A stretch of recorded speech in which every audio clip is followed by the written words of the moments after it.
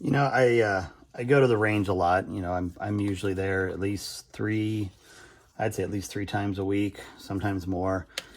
And I frequent a couple different ranges. And one of the things that I see all the time that just kind of floors me is that people still use the you know, like these things that come inside your burger bullets or Sierra or Hornady or whatever. And you know, I'm sure they have a place for somebody. I don't know why. Maybe if you had a box that was going to stay that load forever and you wanted to slap it on there. But let me show you just kind of, I'm going to say, a better way to do it.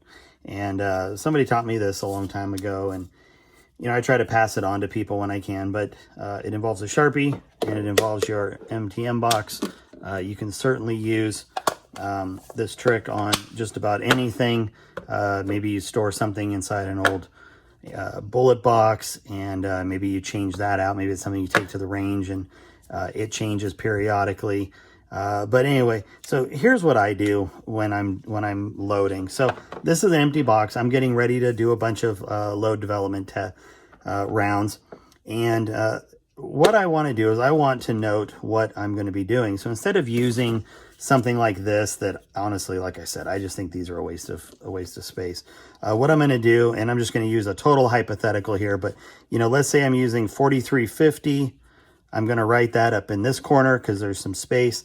And then I want to denote what these 10 rows of bullets are going to be for my load development, right?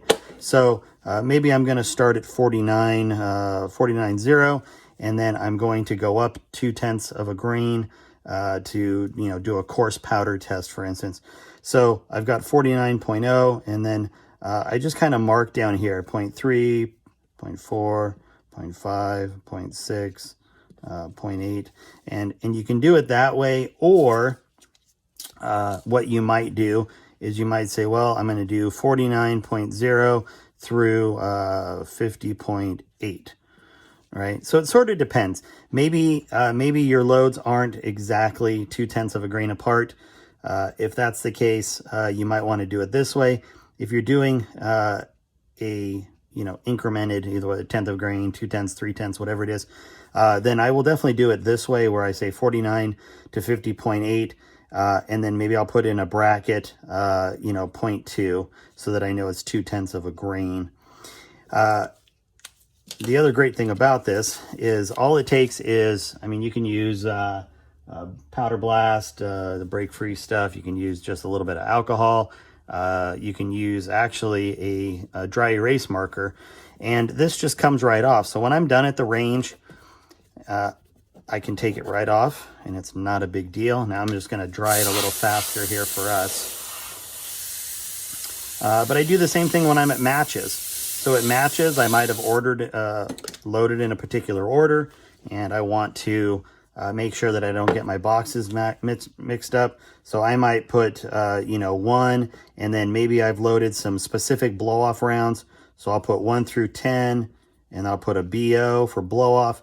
And, for me, I know that always means 1 is here, and it goes this way, and this would be 50. Obviously you need to decide how you're going to do things or label accordingly. But I might say, okay, box 1 through 10 is blow-offs. And then I might say 11 through, 50. And I'm going to put the powder. So let's say 4350. And then I would put what the load was. So let's say I was loading at 50.7. And then maybe my jump, 0.021. And so I have all the pertinent information right here in case I have any questions about what it is that I am going to be shooting. And then I'll do this for, subsequent boxes. So, I'll say, box 2. So there's box 2, and maybe all of these are good rounds. So 1 through 50, and I'll put an M. I forgot to do that over here. I'll put an M for match. So those are good to go. But again, every box gets labeled with what it is. So 50.7, negative 0.021 jump. And then I have, again, all the information that I need to. Now, there's been other situations. When I went to nationals last year, I took 800 rounds with me. I loaded them all long, and I pushed bullets throughout the 2 weeks of shooting, meaning I took bullets that were loaded way longer than I wanted, And then I took measurements periodically to see where my lands were, and then I would use my arbor press to push the bullets back to the desired length every day. So every night. So every night we'd get home, we'd have dinner, and I'd go sit at a table with my buddies who were doing the same thing, and we would sit there pushing, you know, whatever we needed for the next day. Now in those cases, I had 18 boxes, no, 16 boxes, yeah, 16 boxes with me, and so it was really important that I had everything labeled. And so what I did at that time is I would also note, after I pushed bullets, I would say, you know, 1 through 50 push, or maybe here 1 through 10, and then maybe I only needed to push another 10 rounds, so I would say 11 through 20, 11 through 21 are pushed, and then that way I've got whatever notes that I need. The important thing being that this system, and you can use this on pretty much any ammo box that has room for it, is going to give you the ability to not worry about losing data sheets.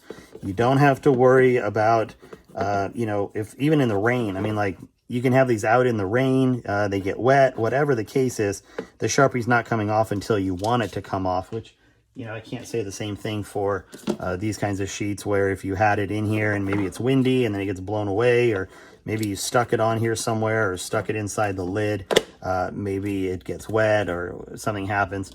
So you can do the same thing on virtually any piece of plastic that you want to. And, you know, for me, it's just a really nice, clean trick.